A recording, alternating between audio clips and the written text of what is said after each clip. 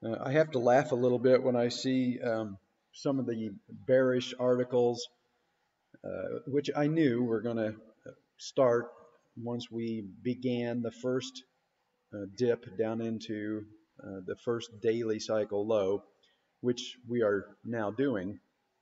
And in one of my previous posts, I noted that once the 5-day RSI got oversold, then we would be entering the zone for the first daily cycle low to bottom, and we're just now entering that um, oversold conditions right now. So when we're in the advancing phase of an intermediate cycle, which we are, smart money is looking for a dip to buy. Dumb money, retail traders, they're still expecting, a continuation of this. They still have not been able to flip the switch to bullish expectations and to strategies that work during, um, a bullish trend in the market. So the dumb money, the retail traders, they've been trying to pick a top all the way up. Many of these traders and analysts have missed this entire rally, and now they're going to see this pullback as finally their bias is going to be justified, and the market's going to roll over, and we're come back down and crash, and the bear market's going to continue. That's not what is going to happen. This is a normal pullback. Granted, this was one of the most powerful rallies in history, so this cycle has stretched a little bit, but still we're within the normal, well, sort of normal timing band for this correction. They typically will occur somewhere between, most of the time, between day 38 and day 40. I believe we're on like day 45 or 6 here, so we're stretching just a little bit, but this is normal. This is what should happen around this time period.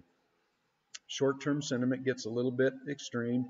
We reach this resistance zone right here, and you get some profit taking. This is not, the fundamentals taking over again, and the market's rolling over into the bear market. That's not what's happening. We're just getting a profit taking event. The traders that were, smart money, the people that knew what was happening, the ones that bought down here on this initial breath thrust and then rode this all the way up instead of trying to pick a top all the way up, it's time for those people to take some profits, lock in some gains. That's what's happening. That's what's driving this. We're already getting oversold on the 5-day RSI, so we're close. During the advancing phase, like I said, the smart money will buy pretty quickly once we get oversold. You don't tend to get these long periods of time where price stays heavily oversold. That happens during the declining phase of an intermediate cycle. In the advancing phase, the smart money, the people that understand what is happening and have been able to flip the switch to bullish strategies, they know that they need to buy when price gets oversold, because it's not going to stay oversold very long before the next leg up begins. It's different now than it was back here. In the declining phase, you can stay short as we move into oversold, because the market will stay oversold. In the advancing phase, it's the exact opposite. When the market gets overbought, you can stay long because it will stay overbought for long periods of time. So that's what's happening. We're staying overbought, and then this pullback to oversold levels shouldn't last long before we reverse. We're going to take another run at this $2,800 level here. On the next run during the second daily cycle, we're going to break through this. We're going to come up. We're going to test these all-time highs, and maybe during this intermediate cycle we break through. Maybe we have to have another intermediate correction after we test these all-time highs before we break through. Hard to say, but we are going to test these highs, and ultimately sometime this year we're going to break through this, and we're going to like I've said in some of my previous videos, this was the start of the second phase of the long-term bull market. All right, so here's a larger picture.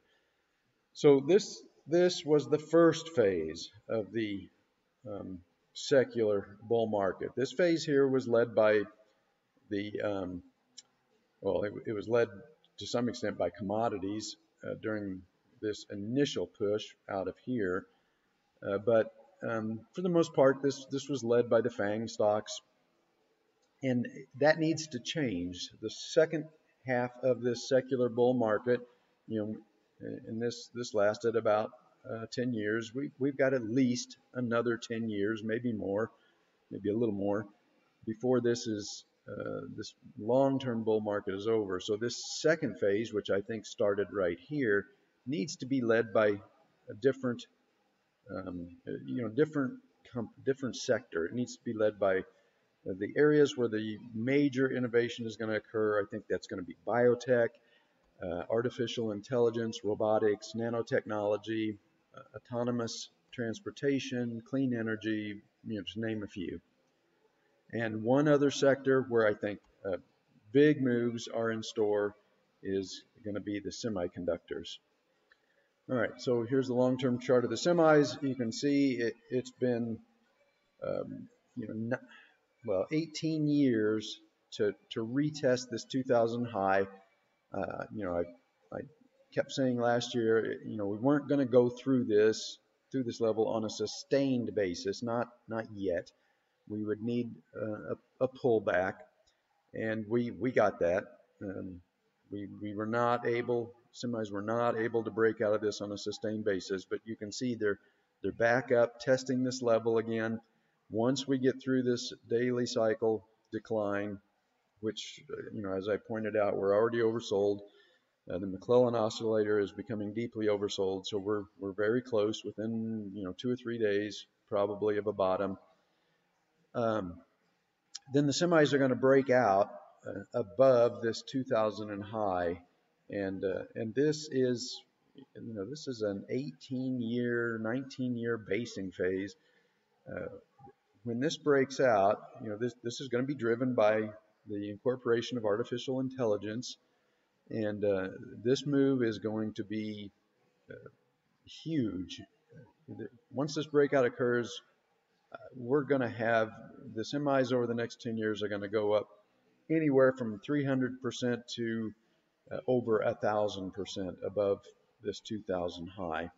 So there's big potential in this sector once we complete this breakout, and this time the breakout is going to be sustained.